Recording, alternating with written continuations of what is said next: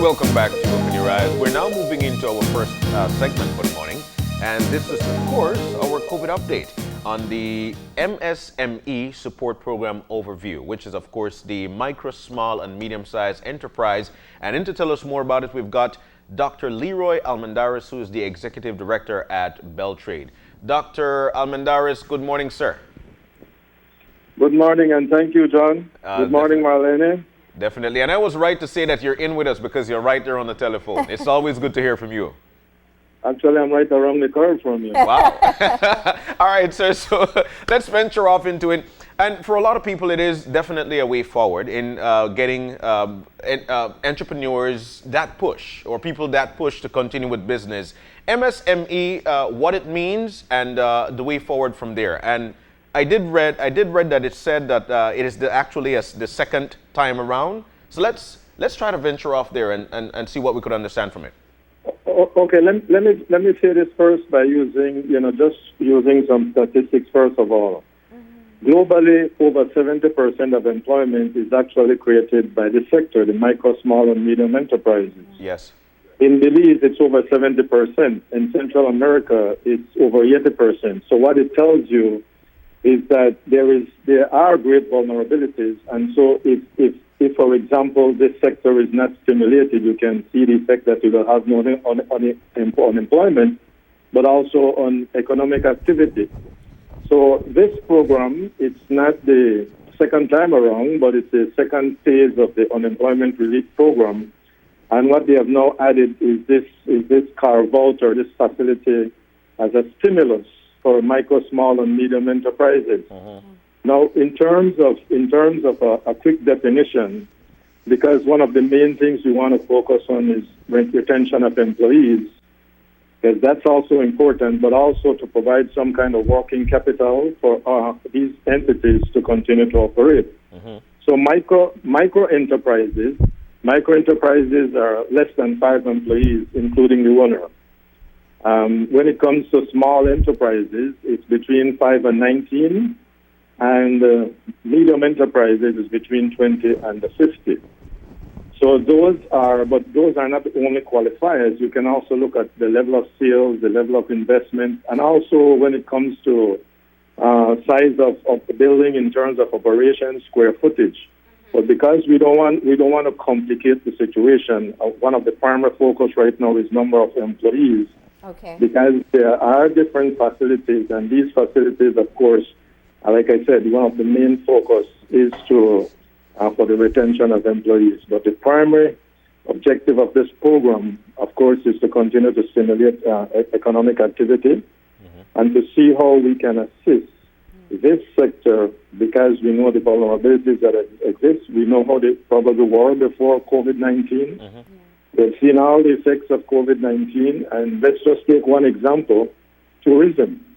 There are so many value-added services and the decline in tourism because of this external shock, which is force majeure. All those value-added services have been affected. So the MSME this program focuses on enterprises, not individuals. So, Dr. Almendarez, let's take it back a bit, because this is such a critical point. When we talk about, you said 70% of the businesses would be micro, small, and medium enterprises. So they have anywhere from 2 to 50 employees. So we're not talking big businesses. Is there any type of indicator, I know this early on, to talk about the impact that COVID has had on this 70% so far? Well, what we did, we put out what was called a rapid assessment survey. This was by BelTRAIDE. The chamber also put out a survey, and so in a sense, we tried to marry some of the aspects of the survey and to find out exactly what the direct impact is, because this would be feeding into the results of the survey, would be feeding into the greater economic recovery program. Yeah. Because there is an economic stability subcommittee, and this, of course, passes through the economic subcommittee as well before it got to cabinet and cabinet approve it. So here is what we found out from that survey. From the survey, we got about exactly 168 respondents. Of those respondents, 54% of them were micros, but 83% of them were micro, small, or medium enterprises. 17% were of the larger enterprises. What we found out is, really, what measures have they taken? Because remember, there was an immediate shock. And if you're an input and a consumer of my product and you can't consume yourself, then it simply means that my product will not be purchased. Not only that, I don't really have money for operational issues and things like that. Yeah. So some of these entities, some of them have decided, I might need to close my doors. I did not have a resilience plan in place.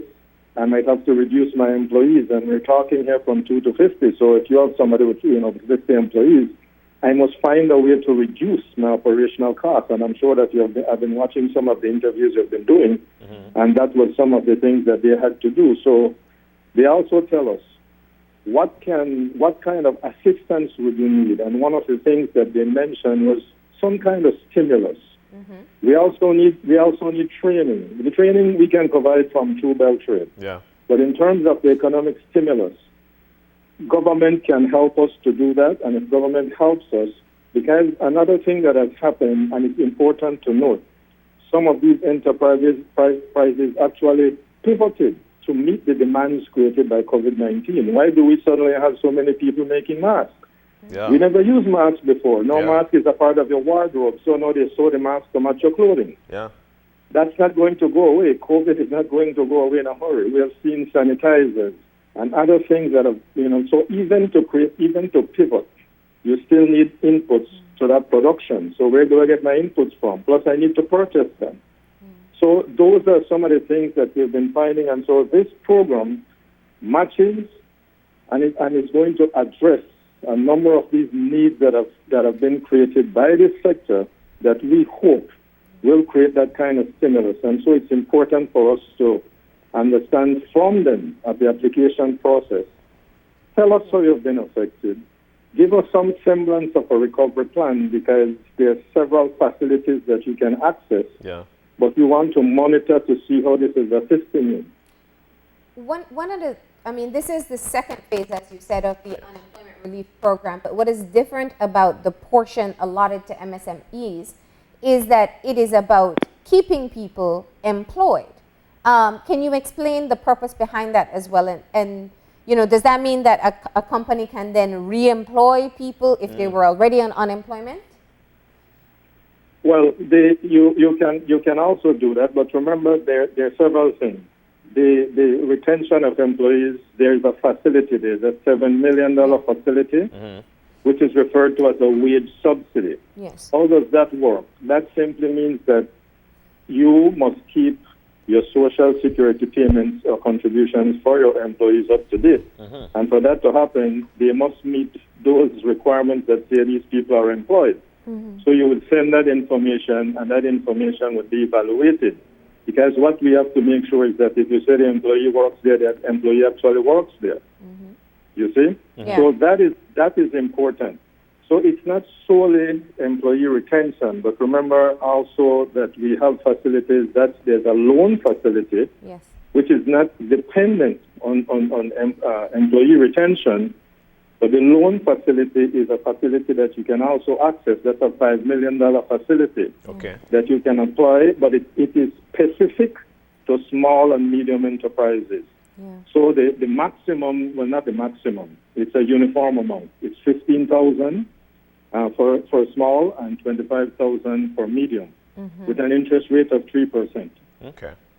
Now, when you look at what happened in the first phase of the unemployment relief program, the inundation of applications that took place. In fact, the website couldn't even keep up when they opened it. Yeah. And, the math based on what's been presented so far, the MSME Support Program is somewhere around 14 million, a little less than 15 million. How many people or how many businesses do you anticipate this will actually be able to help? Well, let us draw a distinction here between the unemployment relief.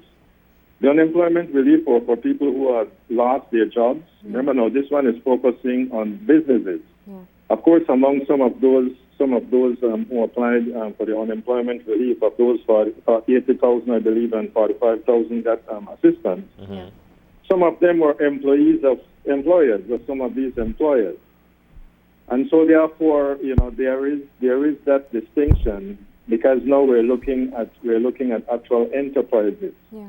All right? And so therefore, in terms of how many can be assisted, let's take the micros. There's a special, we like to use this word, and we say there's a carve-out, meaning that only micros can access this facility. Yes. There is a $2.5 million allocated only for micros, and it will be in the form of a grant. It's not a loan, it's a grant.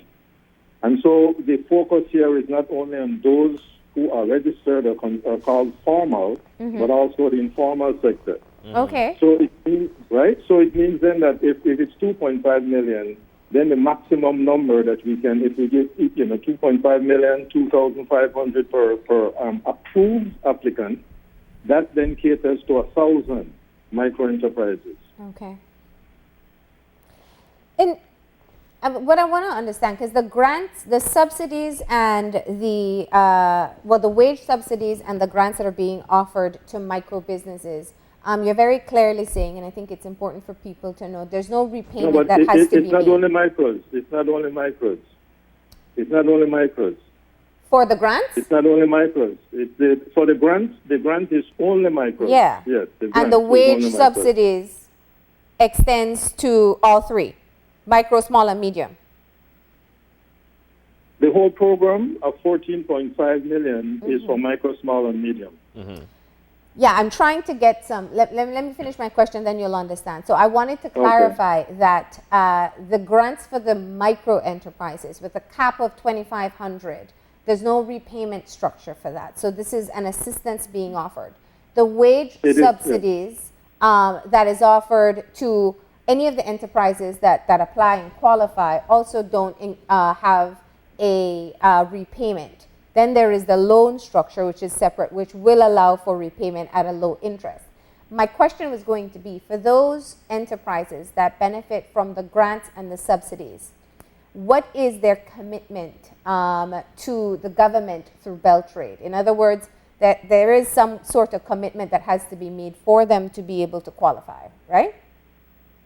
Right. There is an application process, and let me just emphasize that BelTRAIDE is a part of the coordinating committee and plays an important role in the administration of the program. But it's really a national program. It's a government program that is being put out there to stimulate these enterprises. Now there are several aspects to this program as well. There will be, for example, there are committees that are set up. You have an application. It will be an online application, and I must make reference to what you had said before. You said the system had crashed, and you heard about people talking about that. What we're doing this time. In fact, we met yesterday. We're meeting again today.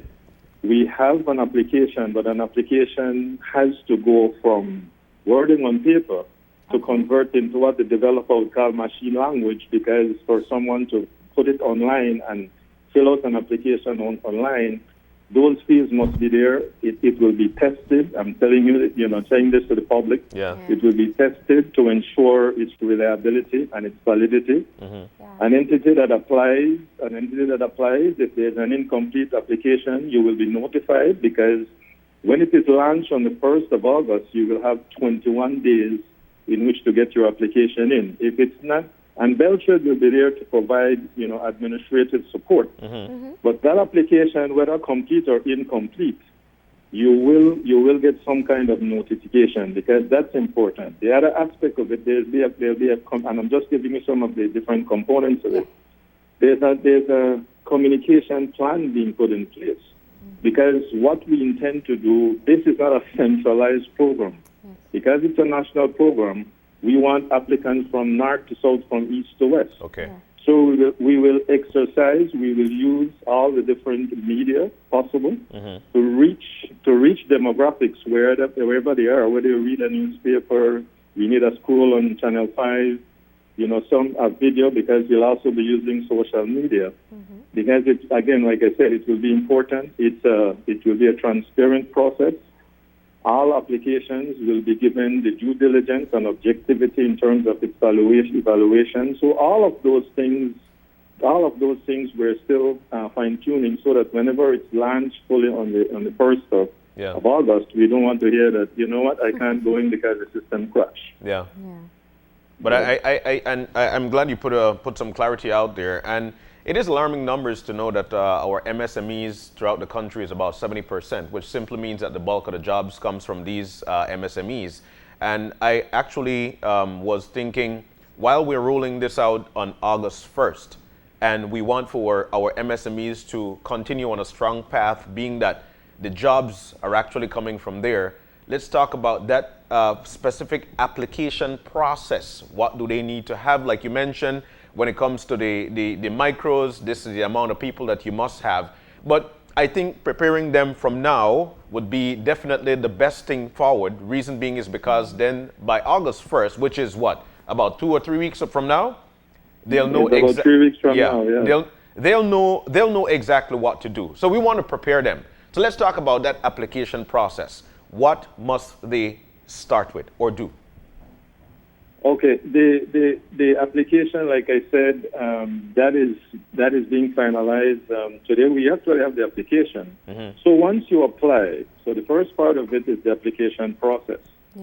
Now we are going to ask you for certain information as well. We want to know, for example, how have you been impacted?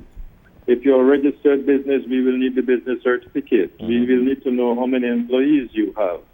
You know, that kind of information. But that's for the formal. What about the person who sells right on here on Corner Drive? Yes. The person on the corner who sells coconut water. Yes. Right? Because we see them, coconut water, tacos, kind of thing. And they're popping up. So therefore, we're not saying that they're eliminated because we're at a point in time where there are benefits to formalization as well. So we want to encourage these informals. You can apply. But what we want from you, we need specific information. I mean, you must operate from some point. You must have a phone number. But the other thing about it is for us to inform you, engage you, educate you about the benefits of farming. Because if you go and you register your business, it's not only to pay tax.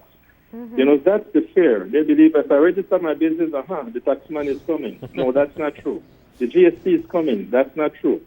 What is coming are their great benefits. Because there are other benefits other than this program, but it also forms a part of this program. We can, for example, import packaging and labeling materials and things like that with duty exemptions from customs. But because you need a specific identifier, a TIN number, then an informal entity doesn't get a TIN number. So what we want them to do is, yes, apply. If you're approved, we want to sit with you and start to discuss the process of formalization. And we will guide you, we will provide the necessary support, and you will see how much more you can benefit.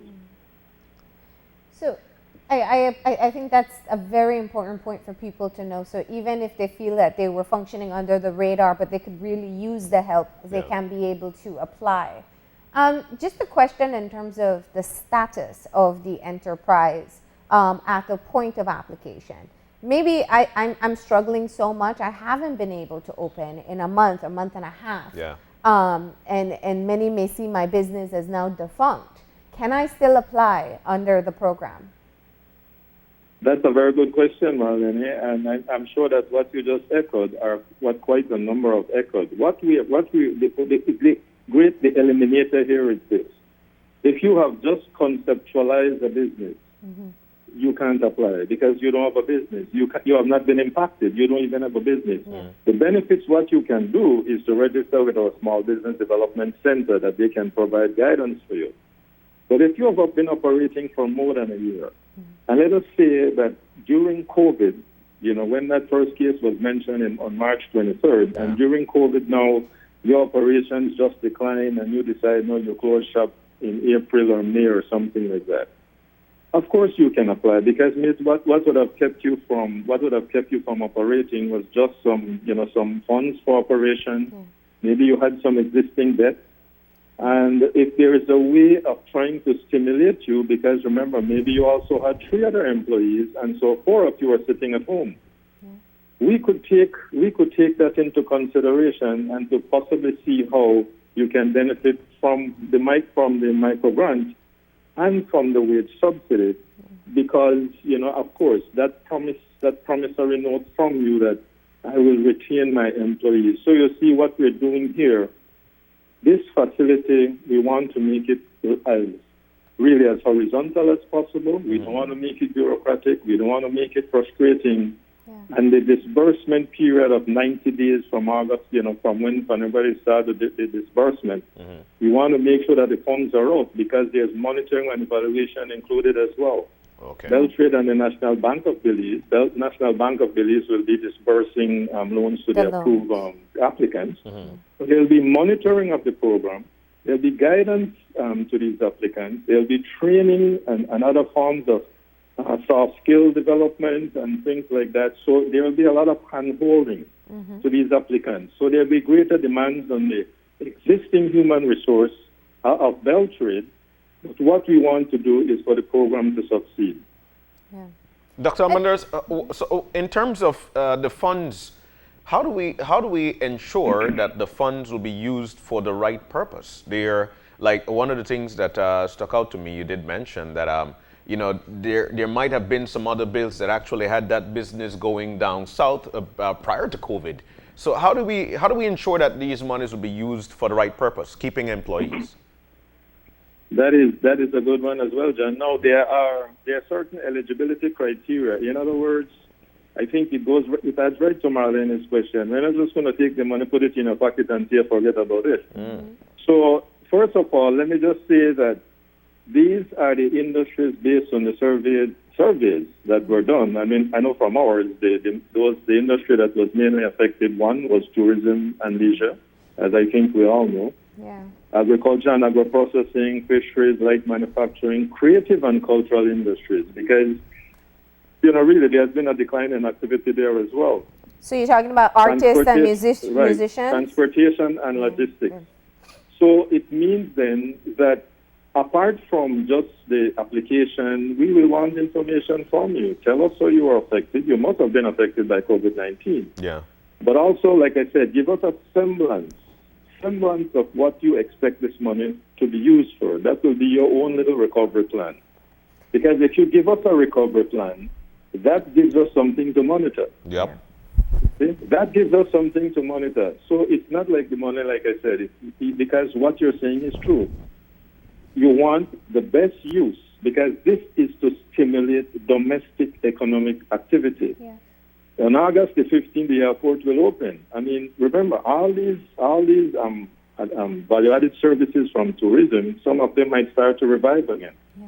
This is an opportunity. So as much as we're saying we're not going to sit on your shoulder, we want you to make the best use of these funds. So if I understand you right, the only facility that has a specifically tied purpose would be the wage subsidy. The loans don't necessarily have to be for to cover wages, to pay your employees. No, that's not the purpose of that for these small and medium enterprises. The primary situation there is to provide some working capital. Yeah. Working capital, because you might want to diversify. Notice something else as well. The other training that they've been asking for is digital marketing. So we have a promotion called Buy MSME, Buy Belize. So you find out a number of entities are now doing online services. You can find them on Facebook. Yeah.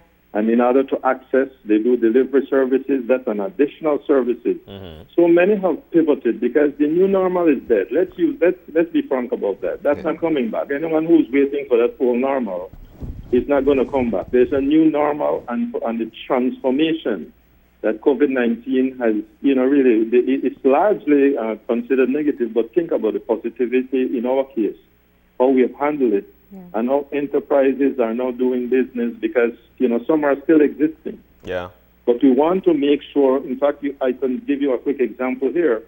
I recently heard, I don't know if it was on your station, about the ice cream place that now produces like 19 different flavors. Yeah. And all the inputs come from local businesses. Yeah. So those supply chains are not disrupted. They created their own supply chain. So I can get my input from, if I want to make some kind of ice cream and it's cheesecake, I can get my input from elsewhere. So you see what has happened. Yeah. And this is great for economic activity because it means a number of enterprises are benefiting from $1 being spent in all these different enterprises. Right. Yeah. You're right. Yeah. You're totally right. I mean, yes, we loved and we heard the story here from the ice cream shop because it really was innovative. And she found some products that we didn't even know about as well. Yes. Which I think is Did you try happening the a rice lot. and beans one? I understand there's a rice and beans ice cream. Oh, Yes, yes. rice and beans and yes, fried plantain, yes. Yes, but I think my favorite will still be the Ditz coconut pie, but that's a whole other conversation. Dr. Almendarez, when I think of the situation in San Pedro, for example, some businesses have, I don't know if you call it closed, but they lost their rental properties. Yeah. The rental, the price of rent there is very expensive. And so they want to be able to get ready once again for the reopening of the airport and the tourism season. If your program opens up August 1st, I mean, how quick is the turnaround that some of these businesses will be able to be ready for August 15th? Well, the application process will be open for 21 days. Okay. And so it means that once that window is closed, that's when the evaluation starts. There's an evaluation committee. The evaluation committee vets those applications. Those go to the approval committee, and from the approval committee to the National Bank of Belize. We hope not to make that more than, so you could imagine the amount of work because of the amount of applications that will come in. Yeah. So we hope that whole process does not take more than 2 to 3 weeks. Okay. Okay. And in But terms of but August the 15th is somewhere in the August 1st to 21st. See, that's in there. But the disbursement will be, National Bank is ready. They are part of the coordinating committee. They are part of the application process. So they fully understand. So all roles have been defined. We all know what our roles are, but we're working as a cohesive group because we meet and we talk. okay. Help me understand. I know you clearly outlined the industries that can apply. So tourism and leisure, agriculture, agro-processing, fisheries, aquaculture, light manufacturing, creatives, offshore outsourcing, and the commercial free zones with the specific purpose when it comes to the free zone for wage subsidy. Right. And so it seems very broad. So maybe we could go the opposite route. Who can't apply? Who wouldn't be eligible under the program? Well, these, and that is why we're saying that's part of the eligibility criteria. Yeah. There must be enterprise within those following industries. That is established there. You must have been impacted by COVID-19. In other words, if you weren't impacted, we would know because you'd have to send us that information and let us know. Okay. Of course, we also put this here as a qualifier. We expect that to use the term straight up, that whatever activities that you want to get financed, that these are legal activities. Okay. Yeah. You must be an MSME, and the other aspect of it to make disbursement much easier, we're asking that an account be opened with the National Bank of Belize. Okay. Okay. Yeah. And in terms of servicing the loans thereafter, what would be the duration No, there? how the loans will work is this. The loan is, the interest is fixed at 3%. Okay. It's fixed 3%, so it won't increase. The other aspect of that facility is there's a 12-month grace period. So in the 12 months after the receipt of the loan, that's for operations and to get yourself going. So you don't start paying off the loan until the 13th month. And then you have 24 months in which to pay off that loan. 24 months. So within the first 12 months, that's your one recovery period. Okay. And hopefully you can get your activities going. But at that low interest rate over 24 months, if you amortize that, it becomes, quite manageable in terms of a loan because of that grace period. And of course, during that period of time, BelTRAIDE will also be providing personalized business training and customized business training. So that training in financial management, that will be provided. We have already started to look at how we are customizing these trainings. They will be virtual. Yeah. Because we still need to comply with social distancing. Yeah. So all of these things are being worked out. So when this program goes, it's not like we'll be playing catch up, because the training will be ready, the training will be delivered by Small Business Development Center and by the Training and Employment Center. And and I think that's a critical part of what people will need to understand, that they will be participating in some of these activities to help enhance the business or to keep their business going through this time.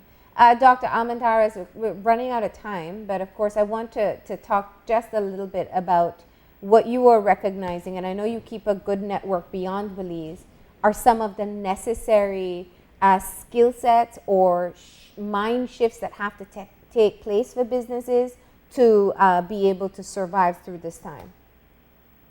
I think one of I started to use this term saying technology is the great denominator, or technology is the great denominator of change. Yeah. Infusion of technology. I think that's the other thing that the training that they've been asking for. We have to make that paradigm shift on inclusion of technology, which means that internet service providers, etc., will have to make sure that they can focus on increased bandwidth and that kind of thing for us to remain connected. So that's a big change engine right there. The infusion of technology, we must find how to best use it.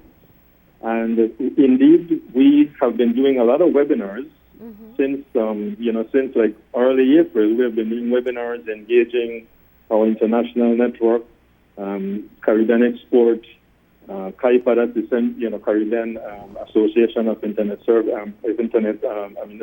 providers, investment providers or associations. We have also engaged in Sempromite. I sit on the board of Sempromite as a representative of Belize, but because BelTRAIDE sits on it. We also, so in Central America, we're also addressing the needs of these enterprises. There's a project that was recently agreed to and approved and will be financed by Taiwan, and Belize, Guatemala, Honduras, and Nicaragua are the recipients. Okay. So simultaneously, there are other activities that are also taking place. We share best practices. We share information. As a matter of fact, even updates in terms of what are the total number of MSMEs, not only in Belize, but in Central America. The last number that we got is over 11,000, and over 6,500 of them in Belize are micro-enterprises. So it means that all the sharing of information, we're also sharing with CARICOM, of course. And so it means then that in terms of addressing this, we can do it in a uniform manner. But in our own way here in Belize, we need to stimulate economic activity, because come August the 15th, when the airport is open, that external economy will start to grind. And so therefore, it means that we want our domestic economy be ready, or as ready as possible, so that when the economic activity continues and recovery becomes, well, it is the main focus, then we focus on the whole macroeconomy, but including, that foreign currency and everything else that has to happen, because at this point in time, as we all know, recovery is very, very important. That's very key. Yeah. All right. Indeed. And once again, the application period opens on August 1st. If anyone has questions, who do they contact? If they have any questions, you can. I was going to say contact BelTRAIDE, but then BelTRAIDE is not an individual. So what you can do is we can call 223-3195. That is the Small Business Development Center, and you can speak to Ms. Monique Usher at that point in time, because the Small Business Development Center, like I said, will be very pivotal. But all aspects within the ecosystem of BelTRAIDE, all the units will be very much involved in to see this program succeed. All right. All right. Well, thank you very much for providing all the welcome. clarification this morning. Okay, you enjoy your day, you and John. All right, sir. A wonderful conversation there about the MSME Support Program and their overview. But we're about to take that break. When we come back, we'll be diving into a conversation on the Welcome Resource Center. And guess what? They're also celebrating their 7th anniversary. We'll tell you all about it when we come back. Stay with us. This COVID update was brought to you by Fulltech Systems, your technology center, where you'll come for the price, but stay for the service.